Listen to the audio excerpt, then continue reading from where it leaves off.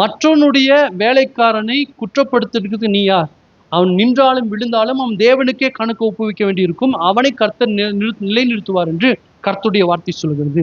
இப்போ பாருங்க, நம்ம யாரையுமே குற்றம் சாட்டக்கூடாது. யாரையும் நம்ம குறை கண்டுபிடிச்சிட்டு இருக்கக்கூடாது. தமிழ்ல கூட ஒரு ஒரு ஒரு பழமொழி நீங்க கேள்விப்பட்டிருப்பீங்க. ஒரு ஹோட்டல்ல எழுதியிருப்பாங்க. குறைகளை எங்களிடத்தில் சொல்லுங்கள், நிறைகளை வெளியில சொல்லுங்கன்னு சொல்லுவாங்க. ஆனா நம்ம ஆளுங்க குறைகளை வெளியே சொல்லுவான், ஸ்தோத்திரம், நிறைகளை மட்டும் அவங்கள்ட்ட போய் சொல்லுவான். சாப்பாடு நல்லா இருந்துச்சுங்க அப்படின்னு சொல்லிட்டு வெளியே போய் சாப்பாடாது அங்க போய் சாப்பிட்டு வரணும்னு சொல்லிடணும். அப்படிதான் நம்ம மனிதர்கள். அப்படி ஆனா ஹோட்டல்ல கூட என்ன எழுதியிருக்கான், குறைகளை எங்கள்கிட்ட சொல்லுங்க, நிறைகளை போய் வெளியே சொல்லுங்க. இப்ப பாருங்க, நம்ம கூட குறைகளை போய் வெளியே சொல்றவங்களா இருக்கக்கூடாது. மற்றவங்களுடைய நிறைகளை மற்றவங்கள்ட்ட சொல்லணும், மற்றவங்களுடைய குறைகளை சொல்லக்கூடாது. ஏன்னா எல்லாத்துட்டும் ஏதாவது ஒரு குறைகள் இருக்கும். அந்த குறைகளை பெருசுப்படுத்துறவங்களா நம்ம இருக்கக்கூடாது. இன்னைக்கு பாருங்க, குற்றம் சாட்டுறத ஒரு பெரிய ஊழியமா இன்னைக்கு நிறைய பேர் செய்து கொண்டிருக்காங்க. நீங்க யூடியூபை திறந்து பாருங்க. யூடியூபை எடுத்தாலே யூடியூப்ல வந்து பாத்தீங்கன்னா, அந்த ஊழியக்காரர் வந்து இந்த மாதிரி ஒரு தவறு ஈடுபட்டாரு, இந்த மாதிரி காரியத்துல அவர் செஞ்சாரு, அந்த ஊழியக்காரர் வந்து இந்த மாதிரி ஒரு தவறு செஞ்சாரு, அவர் இப்படிப்பட்டவர் அப்படிப்பட்டவர் சொல்லி ஊழியக்காரங்களை தப்பு தப்பா பேசுகிறதே ஒரு ஊழியமா இன்னைக்கு நிறைய பேர் யூடியூப்ல செய்து கொண்டிருக்காங்க. நீங்க கூட பார்த்திருப்பீங்க. அல்லேலூயா. என்னுடைய ரிக்வெஸ்ட், அப்படிப்பட்ட மனுஷங்களுடைய வீடியோக்களை தயவு செஞ்சு பார்க்காதீங்க.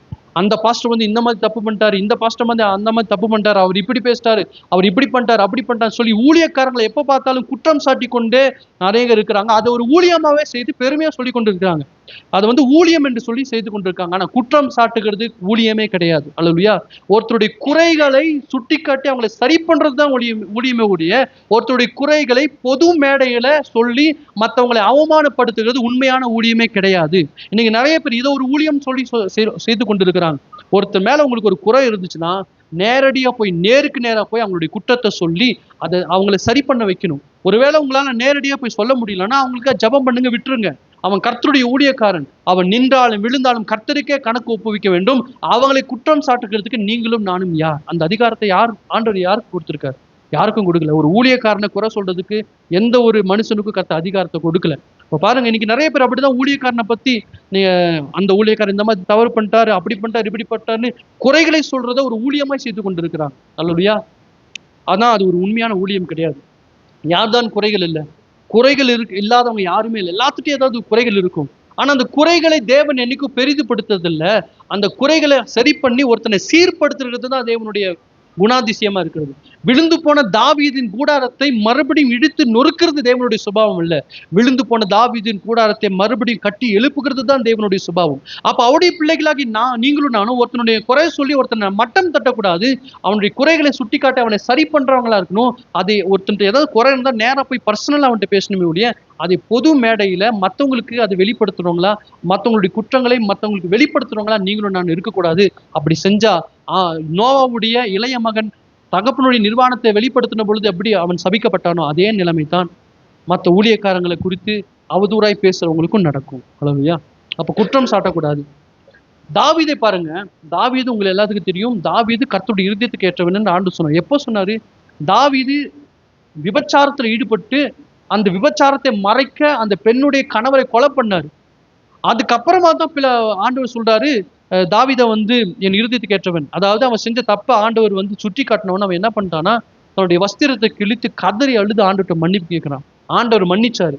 மன்னித்ததோடு விடல, அவன் செஞ்ச தப்புக்கான தண்டனையை கர்த்தர் கொடுத்தார். ஆண்டவர் மன்னிச்சதோடு இல்லாம அவனை தண்டிச்சார். தண்டிச்சதுக்கு அப்புறம் அவன் அன்னைக்கு தப்பு பண்ணிட்டானே அதே ஆண்டவர் மனசுல நினைச்சிட்டு அவனை புறக்கணிக்கல. சரி, தப்பு பண்ணான், என்கிட்ட மன்னிப்பு கேட்டான், அவன் செஞ்ச தப்புக்கான தண்டனையும் நான் கொடுத்துட்டேன். பைபிள் எடுத்து வாட்சி பார்த்தீங்கன்னா முழுவதும் தாவீதுடைய லைஃப்பை நீங்க வாட்சி பார்த்தீங்கன்னா அவன் செஞ்ச தவறுக்கான தண்டனையை அவன் வாழ்நாள் முழுவதும் தாவீது அனுபவிச்சான். கர்த்தர் அந்த தண்டனை அவன் என்ன தவறு செஞ்சு ஒருத்தனுக்கு என்ன துரோகத்தை செஞ்சானோ அதே மாதிரி துரோகங்கள் அவருக்கு நடந்தது. வாழ்நாள் முழுவதும் அவர் அநேக உபத்திரவங்களை அவர் செய்த தவறுக்காக அனுபவிச்சார். ஆனாலும் கூட ஆண்டவர் அவனை தண்டித்தாலும் ஆண்டவர் அவனை மன்னித்தார்.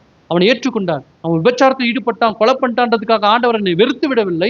அவன் செஞ்ச தப்புக்கு தண்டனையை கொடுத்தாலும் கூட அவனை மறுபடியும் சீர்படுத்தி ஸ்திரப்படுத்தி தொடர்ந்து அவனை கர்த்தர் பயன்படுத்தினா. இந்த தவறு பண்ணதுக்கு அப்புறம் கூட தான் ஆண்டவர் சொல்றாரு, தாவீதின் இருதயத்துக்கு ஏற்றவன். அவன் எல்லா விஷயத்திலும் கரெக்டா இருக்கான். பச்சைபாலுடைய விஷயத்தை தவிர்த்து மற்ற எல்லா விஷயத்திலும் அவன் குறை கண்டுபிடிக்கவில்லை நான் அப்படின்னு சொல்லி ஆண்டவர் சொல்றாரு. உத்தமமா இருந்தான். விழுந்து போன தாவீதை தான் கர்த்தர் பயன்படுத்துறார்.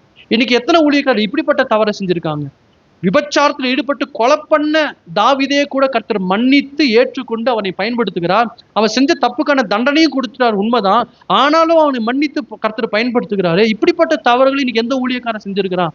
விழுந்து போன தாவீதையே கர்த்தர், விபச்சாரத்தில் ஈடுபட்டு கொலை செஞ்ச தாவீதையே கர்த்தர் மன்னித்தார், தண்டித்தார். ஆனால் மீண்டும் எடுத்து பயன்படுத்தும் பொழுது இன்னைக்கு இருக்கிற ஊழியக்காரங்களை ஏன் கர்த்தர் மன்னிக்க மாட்டார், ஏன் தண்டிக்க மாட்டார், ஏன் திரும்ப எடுத்து பயன்படுத்த மாட்டார்? ஆனா இன்னைக்கு ஊழியக்காரங்களை பத்தி தப்பா பேசுறதையே ஒரு பெரிய ஊழியமாக இன்னைக்கு நிறைய பேர் செய்து கொண்டிருக்காங்க. இன்னைக்கு பிரபலமான ஊழியக்காரங்க நிறைய பேர், நிறைய அழகான பாடல் எழுதுறவங்க, நிறைய ஊழியம் செய்றவங்க, நிறைய இந்த டெலிவரன்ஸ் மினிஸ்ட்ரி பண்ற ஊழியக்காரங்களெல்லாம் பத்தி அவங்கள பத்தி அவதூறா பேசி அதை அதை அதை யூடியூப்ல போட்டு ஒளிபரப்பாக்கி, அது ஏன்னா அவங்கள பத்தி பேசினா அதை நிறைய வியூஸ் போகுன்றதுக்காக அப்படி பேசி அதன் மூலமாக தங்களுடைய வயிற்று பசி ஆற்றி கொண்டிருக்காங்க. இன்னைக்கு நிறைய ஸ்தோத்திரம் சாத்தானுடைய குணத்தால் நிரப்பப்பட்டவங்க. சாத்தானுடைய குணம் குற்றம் கண்டுபிடிக்கிறது, ஆனா தேவனுடைய குணமோ குற்றத்தை மறைக்கிறது. தாவீது செஞ்ச தவற ஆண்டவர் வெளிப்படுத்தல. அவன் செஞ்ச தப்ப ஆண்டவர் சுட்டி காட்டினோன்னா அவன் அவன் மன்னிப்பு கேட்டு மனம் திரும்புகிறத நம்ம பார்க்கிறோம். அதுக்கப்புறம் ஆண்டவர் பயன்படுத்துகிறார்.